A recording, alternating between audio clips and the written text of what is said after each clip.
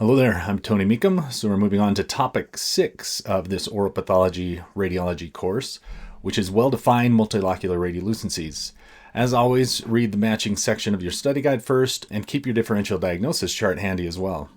So if you're referring to your differential diagnosis chart, this is in the one box for multilocular radiolucencies, and the acronym is MACHO, which stands for Myxoma, Ameloblastoma, CGCG, also paired with ABC, so keep that in mind, hemangioma, and finally OKC.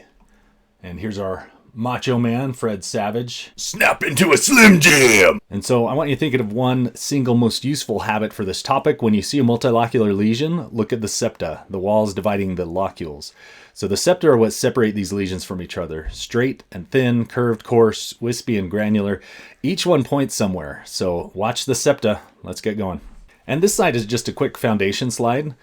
Benign tumors are slow growing. They spread by direct extension rather than metastases. That was what differentiates a malignant lesion.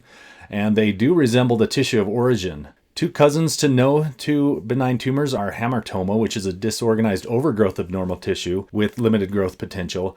And then hyperplasia is just more cells in a normal arrangement. So clinically insidious, slow, painless, not usually life-threatening. All those go with benign tumors. And this is the typical imaging signature of a benign tumor. Slow growing gives it a smooth, well-defined, often corticated border, round or oval. The internal structure can vary. And this lecture I'm introducing benign tumors because a lot of these benign tumors tend to be multilocular. So if you see multilocular, start thinking benign tumor over anything else, although some cysts can do it as well, and we'll talk about that. And the effect on surrounding structures is pressure, and so that displaces teeth and cortices. Because it's slow growing, the periosteum can continue to lay down bone as the lesion expands, so the cortex thins, but it remains intact. And root resorption is actually more common with benign tumors than anything else. So I would say first benign tumors and then cyst, and further down the list are going to be malignant lesions and inflammatory lesions. So think things like Ameloblastoma that really tends to resorb roots, ossifying fibroma as well, maybe CGCG. A lot of these other things can, but those are the ones that are just more likely to. So these are images kind of showing the growth of benign tumors.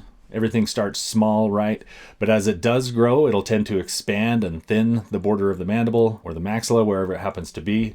And this shows that pressure as it kind of erodes initially the original outer cortex, but then it's growing slowly, and so the periosteum continues to lay down new bone, and that's why you have this thinning but growing cortical outline. And just remember that benign tumors tend to displace things around. That's different from malignancies, which tend to just destroy bone and then leave teeth intact.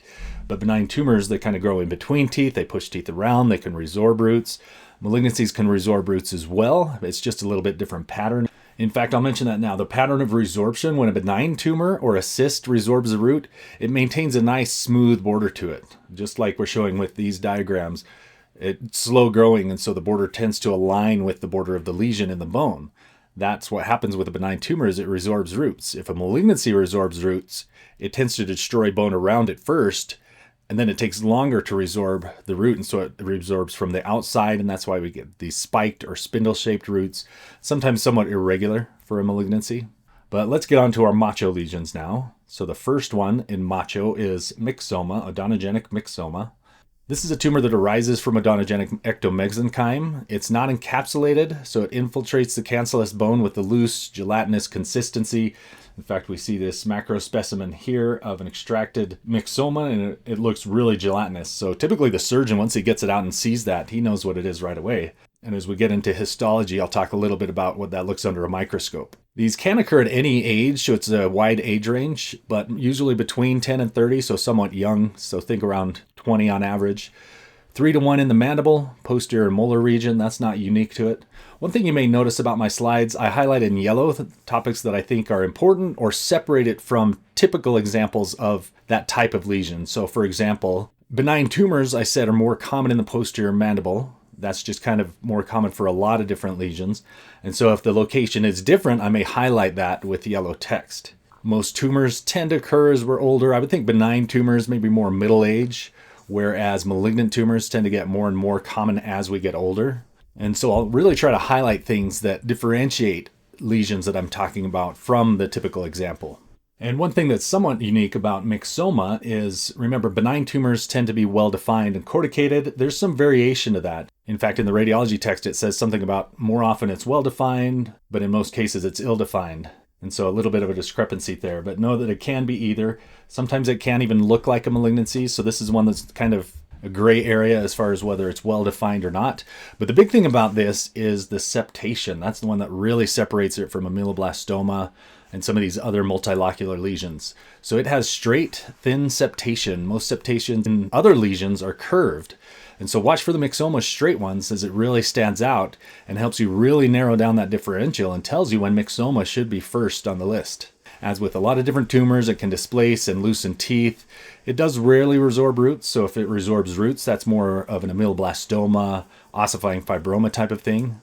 This one tends to more scallop in between teeth, and so that's a feature that's more similar to simple bone cyst. And so again, you can think about why these things are happening. It's more ill-defined in some cases because it's just that gelatinous mass. It really doesn't tend to resorb roots because that's more of a true benign tumor that has its own mass. All right, and so this is what I mean by straight septation, which is really the hallmark of myxoma. Sometimes making these polygon-shaped loculations, if that helps you see these lesions better. In some books, this is called the tennis racket appearance, which I don't tend to use that term because when I think tennis racket, I think just absolutely square loculations, and that's not necessarily the case. They're more polygon-shaped. And so again, straight septations, that's the big thing. Sometimes that X is what helps me remember. The X in myxoma makes you think of those straight or polygon-shaped loculations. So here's several different examples. This one shows a somewhat irregular border. Remember, I said myxoma could be more ill-defined, but some areas that are markedly well-defined let you know it's a benign tumor. If you look inside, and it does have kind of these polygon-shaped loculations, straight septations. You really see it in this one, in the CT slice on the coronal. Very straight septation, very angulated loculation. Those are the things that tell you it's more myxoma than anything else. One thing that I also want to point out is the relative small amount of expansion buccal and lingually compared to the overall size. And so that's a feature of myxoma, but also OKC, as opposed to ameloblastoma or ossifying fibroma, things that really tend to grow outward. And so that's another thing that could help you differentiate these types of lesions. This one down here in D, this shows very straight septation right there. Very angulated polygon shape loculations. Interesting thing here is it also shows kind of a sun ray periosteal reaction, which a lot of times we think of as unique to osteosarcoma. We'll cover that in the malignancy lecture, but it can also happen in a couple other things, and myxoma is one of those things that can cause that sun ray or sunburst periosteal reaction, so keep that in mind. All right, just a couple other examples showing the same thing. Very straight septation, angulated loculations. That's what tells you this is likely a myxoma. Same thing in this axial slice on the CT. Look at this triangle-shaped loculation. These very polygon-shaped loculations, which is because of the straight septation. So that all hints at myxoma. Very little buccal or lingual expansion compared to the overall size of it. So this is one of those things that I do think is very radiographically distinct, and you should be able to know when this should be at the top of your differential. One more example here. I think this kind of looks like spider webs going through, but if you pay attention to the straight septation, it's all telling the same story. This one's a little more destructive. We don't have lamina dura. It's very radiolucent, but the straight septation is what tells you that story of potential myxoma. All right, and so these are just the things that belong in the same differential with myxoma. And notice a recurring theme here, right? Straight septa, straight septa, straight septa. That's the big thing that differentiates it from these other MACHO lesions. And I kind of skip past this, but remember, it can look malignant. This is one with kind of a variable, well-defined corticated border, but sometimes it's more ill-defined. Let's talk briefly about management. So for the most part, I'm not going to delve too deeply into management. Know that for most benign tumors, it's simple excision, but some of these can tend to recur if you don't get wider margins. Myxoma is one of those. Because it's just that gelatinous mass, it kind of invades into surrounding trabeculae around it, and you have to get a wider margin. And recurrence rate is fairly high. 1 in 4 is a pretty high recurrence rate for these benign tumor lesions.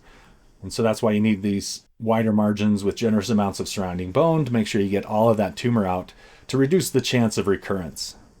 So that's going to be the case as well for ameloblastoma.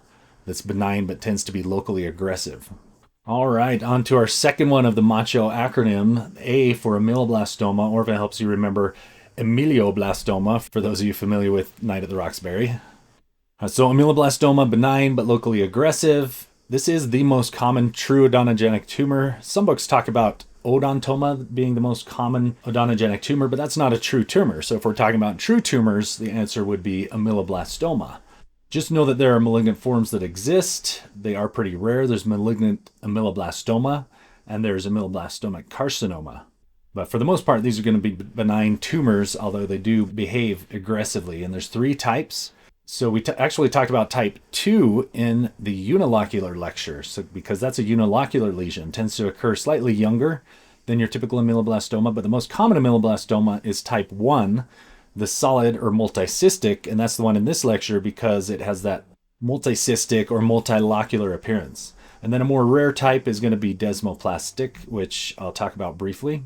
Wide age range for these, but most commonly it's going to be between 20 and 50. So average about middle age, about 40. Think of gradually increasing facial asymmetry. And in fact, if you see a large spreading tumor like this, hard bony tumor, a lot of times it's going to be ameloblastoma, sometimes ossifying fibroma. Those are the ones, as far as benign tumors, that tend to grow large and fast. But being a true tumor, these are believed to have unlimited growth potential. So if untreated, they can just continue to grow and grow. If it happens to be in the posterior maxilla, which happens fairly often with ameloblastoma, that's a dangerous location. It can grow upward, it can grow into the orbit, even the skull base. And so obviously that could cause serious problems. All right, imaging feature here. Largely they are in the posterior mandible, but I would say these are such a common tumor that don't rule these out by location alone, because I've seen tumors in all these locations. It seems like the posterior maxilla may be even more common than what they're reporting here. And so these ones are usually well-defined, corticated.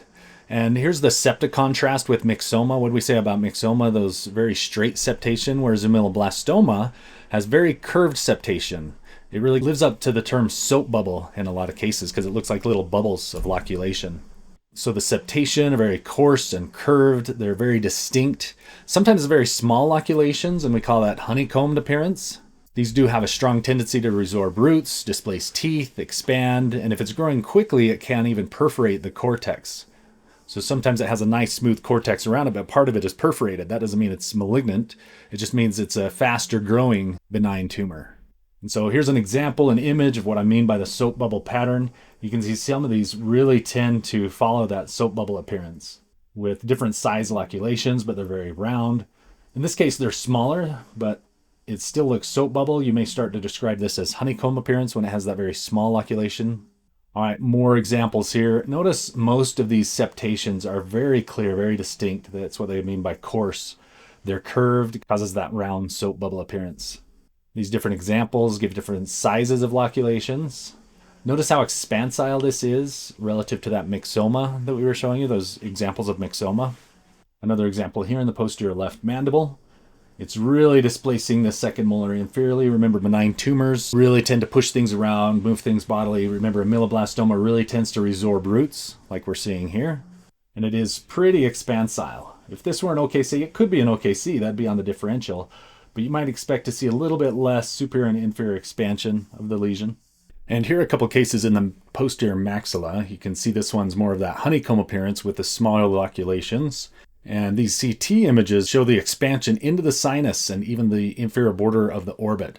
And so this is what we mean when we say the posterior maxilla should worry you, because it can expand into these more critical structures. Now, this is the callback to the well-defined unilocular lesions where we talked about ameloblastoma. Actually, a little bit less common, but the unicystic ameloblastoma is going to be more common in younger patients, so average 23 years. This can occur in fairly young patients. You can see this patient still with a developing third molar, nice well-defined corticated lesion, a little bit undulating here, but it's still what I would consider a unicystic ameloblastoma. And these are the ones that are commonly on the same differential as a dentigerous cyst, but keep in mind that ameloblastoma can be a little bit more aggressive, so pay attention to that. This is a little bit more aggressive. It's stripped the periosteum here, so you've lost the cortex. It's eroded through in that case. This is more of an ameloblastoma than a dentigerous cyst. And then last type here is going to be the desmoplastic ameloblastoma. This is even more rare, and this variant favors the anterior regions, can resemble more of a fibroosseous lesion. You see these really small loculations, Maybe you would describe this as honeycomb appearance, but it does start looking more like something fibroosseous, like an ossifying fibroma. So remember this one for anterior. Look at all the resorption of the teeth here as well. All right, more examples of the desmoplastic type of ameloblastoma: irregular internal bone formation, root resorption, expansion with a thin exterior cortex. But look at the amount of root resorption, and look at the pattern of root resorption here. I mentioned the difference of pattern between a benign and malignancy. Malignancy tends to destroy the bone, and if it does resorb roots, it's from the outside first and leaves that spindle-shaped root. This is a very benign pattern of resorption. The small soap bubble-shaped loculations. And just more examples. You kind of see that soap bubble appearance, but some of these septations, some of the loculations start to have sclerotic borders to it. That's not terribly uncommon for the desmoplastic type. All right, and this is our differential diagnosis screen. First of all, we'll talk about imaging. Medical CT is often recommended for ameloblastoma to show the soft tissue extent. If it's really extensive and you need to see the soft tissue, then MRI is even better. So differential diagnosis. In our Unicystic lesson, we talked about dentigerous cyst. Look for that CEJ attachment, not so much soap bubble. OKC, and this is a big one, the expansion pattern. OKC grows along the bone without marked expansion outward, meaning buccal or lingual, or if you're just looking at the pano, sometimes that superior, inferior expansion can tell you. I talk about OKC as more of a banana-shaped expansion as it follows that shape of bone, usually in the mandible, and it just extends up the ramus and down into the body of the mandible without a lot of other expansion. And so that's a big change. But also the septations. Not only does it help you differentiate from myxoma, but if it's really that soap bubble appearance, ameloblastoma should be first on your differential over these other things. And then we'll talk about CGCG next, but that's a younger age. The septation aren't quite as well defined in CGCG, more kind of a granular septations. We'll show you that. And typically more in the anterior. Ossifying fibroma. Okay, we said the desmoplastic type, which is a little more rare type of ameloblastoma, can start to look like a fibroosseous lesion, but ossifying fibroma tends to have even more granular, ill-defined septa, sometimes just look even more like a fibroosseous type lesion with just kind of irregular calcifications internally. So management for ameloblastoma, I mentioned with myxoma, these are two benign tumors where you really have to be careful and get wider margins because they tend to recur. So ameloblastoma also is going to have a high recurrence if not adequately removed, and so they treat it not quite like a malignancy, but you've got to get, I believe it's a centimeter of margin around where you see the margin of the ameloblastoma to ensure no recurrence. And these can be treated with radiation if they're unable to be treated surgically. All right, and in this slide, I wanted to quiz you. What are each of these? We just talked about two lesions, so that's a big hint for you. So which one's the myxoma? Which one's the ameloblastoma? Look at the loculation shape and size. Which one looks more soap bubble, nice and round, coarse loculations? That's here. And what does this look like? More angulated loculations, more straight septations. Even though if you look at individual septations, you can say, well, there's a straight septation, but overall this is a soap bubble appearance, and this is more that angulated loculation appearance. And so that one's your myxoma, and that is your soap bubble, your ameloblastoma right there. And if you can make sense out of these two images, then you've come a long way. Look how much you've been able to narrow down your diagnosis now. Myxoma rather than ameloblastoma. And it's not 100%, obviously. We're going to have probably both on the differential. And in fact, you could list your whole MACHO lesion acronym as a differential, maybe rule a couple of things out. But I think this is a really good start for you. All right, I'm going to wrap it up here for part 1 of this lecture, and then we'll have part 2 of our MACHO lecture continuing. We still have hemangioma and OKC to talk about, although we already talked about OKC in the unilocular lecture. But then I'm going to talk about some more rare things, maybe not as important to know for your differentials, but good to at least have some exposure to. And then I'll give you some cases to test you to see what you've learned, and hopefully it'll start bringing things together. So we'll see you on the next one. Thanks. Bye.